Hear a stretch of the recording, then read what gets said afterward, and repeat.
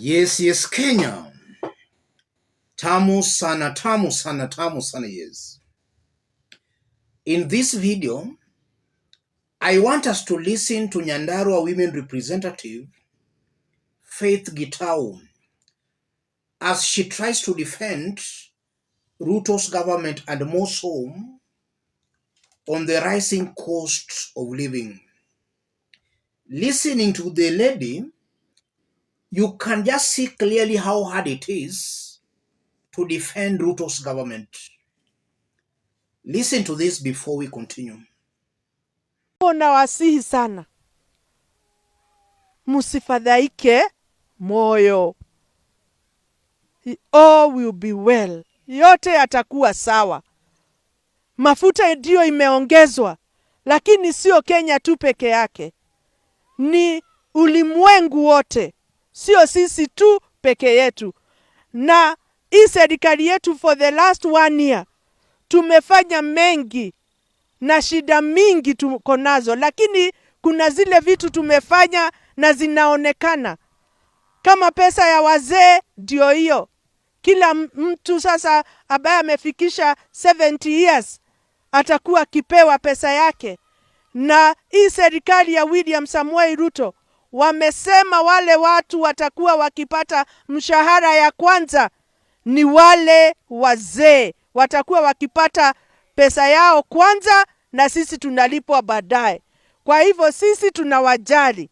Kwa hivyo msisikie ati mumetupwa, tunawajali sana. Na hata vijana wetu, hii housing program, it will make sure ati nyinyi mumepata kazi. Ninafurahi sana leo kwa sababu minister wetu wa lands amekuwa hapa na ule kijana wa Geita hapa na ndio director wa National Housing Corporation.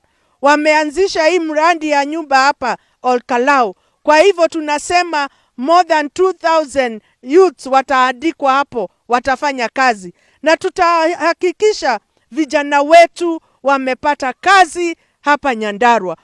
Yes. That's how hard it is to defend William Ruto's government.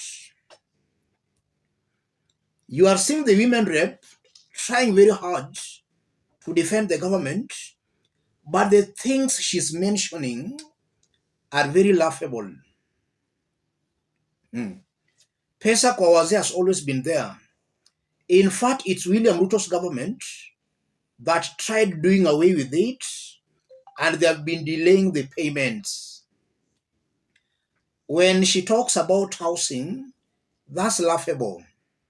Is the contractor who will identify the fundis to work on his or her project, housing project. So all these are just laughable. Those are the only things she could mention. Those are the only success stories of a William Ruto's government, according to the women rep, confirming that completely there is nothing she can attribute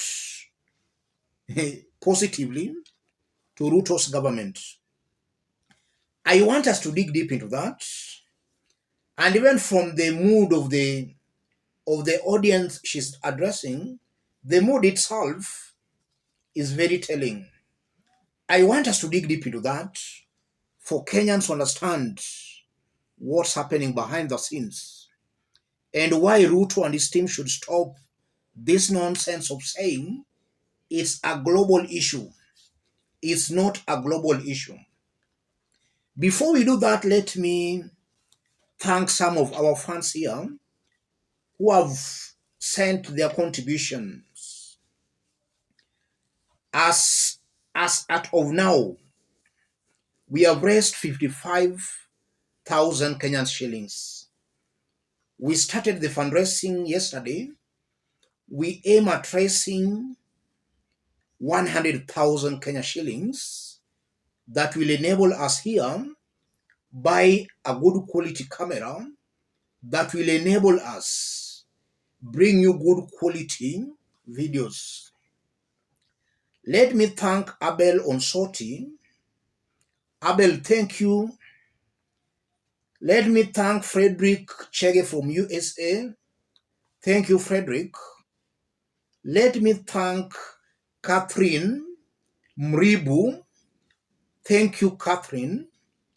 Let me thank John Nyoike. Thank you, John Nyoike. Let me thank Francis Mainga. I think, Francis, we did thank you in our earlier video. Those sending the contributions, channel all your contributions to that number below. That's my M-Pesa number, 0722 735 065. I know and I wish we are sealing this deal today. I know we are going to hit the target today. We are only left with 45,000. It's something I'm very much optimistic. We are sealing it today. Yes. Let's now jump to our analysis. Yes. If you look at the women rep talk, look at the background. The audience itself is very telling. They are very gloomy, maybe wondering what this lady is saying. Is she a visitor in Jerusalem? Because every now and then it has been, give us time, be patient, it's global, it's Uhuru Kenyatta, it's Raila Odinga, it was the handshake. The story is now boring. The story is now boring. When Kenya Kwanza government appoints corrupt individuals and drops corruption charges against the same people, were they forced by the globe to do that? Because I strongly believe those are the contributing factors to the economic mess we are in as a country.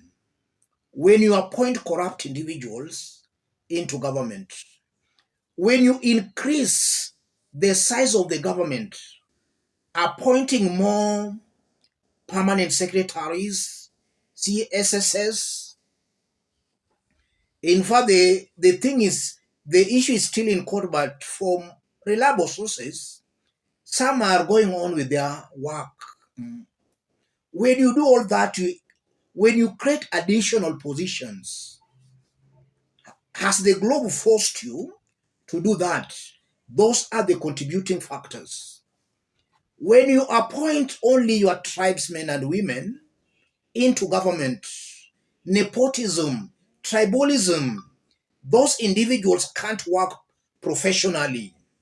Those are the contributing factors to the economic mess we are in as a country. Why is Ruto and his team taking Kenyans for fools? When you increase VAT, taxes every now and then, have you been forced to increase them? Those are the contributing factors, ladies and gentlemen. So it's actually true that this is a government that has failed flat.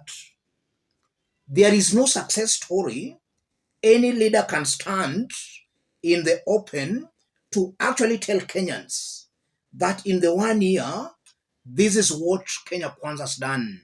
Nothing. I challenge anybody to tell me any success story of a Kenya Kwanza government. None. And I'm saying that without taking sides at all. In this forum, we don't beat about the bush. We call it as it is. No success story, ladies and gentlemen. As I conclude, it's coming out very, very clearly. If you look at what is happening, it's coming out very, very clearly. In fact, let me thank, there is one of our fans here who has sent something. John Tongun. Thank you, John. I've received it right now. Thank you, John Tongun. There is completely no success story William Ruto's government can tell us. And from what we are seeing, as time goes by, the situation is only but going to worsen. There is no hope here. Let me stop it there, ladies and gentlemen. And even before I stop, let me remind our fans who are sending their contributions that channel your contributions to that number below. We are closing this thing today. Want us to close it today, maybe latest tomorrow. And I know we can. Remaining only 45,000 Kenyan shillings. Let's close this deal. Yes, let's meet in our next analysis, ladies and gentlemen. And for those who don't know, we unveiled our second channel yesterday, Dennis Live, where we are also discussing politics there. Don't miss our discussions there. I've pinned the link on the comment section. Just tap on the link and it will take you straight away to our second channel, Dennis Live. Let me stop it there, ladies and gentlemen.